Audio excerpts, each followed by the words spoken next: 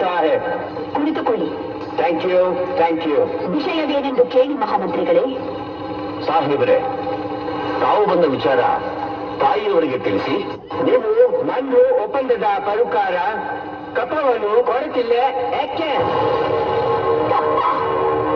ನಾವು ನಿಮಗೆ ಕಪ್ಪ ಕೊಡಬೇಕೆ? ಕಪ್ಪ ಕೊಡಲು ನೀವೇನು ನಮ್ಮ ಒಳ ಹುಟ್ಟಿದವರೇ, ಬಂಧು ಬಳಗದವರೇ, ಇಲ್ಲ ತಾಯಾದಿಗಳೇ? ನಿಮಗೇಕೆ ಕೊಡಬೇಕು ಕಪ್ಪ?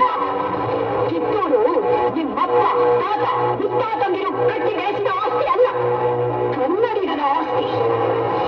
ಹೀಗಿರುವಾಗ ನಿಮಗೇಕೆ ಕೊಡಬೇಕು ಕಪ್ಪ? ನೀವೇನು ಕಿತ್ತೂರನ್ನು ಕಟ್ಟಿದವರೇ, ಬೆಳೆಸಿದವರೇ, ಕಿತ್ತೂರಿನ ಸುಖ ದುಃಖಗಳಲ್ಲಿ ಭಾಗಿಯಾದವರೇ, ನಿಮಗೇಕೆ ಕೊಡಬೇಕು ಕಪ್ಪ?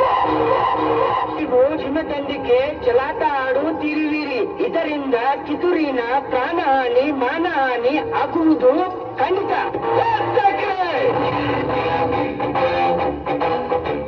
ಕನ್ನಡಿಗರ ಮಾನಾಭಿಮಾನ ನಿನ್ನ ಕಚ್ಚಿಯಾಗಿ ಗೊತ್ತೈತಿ.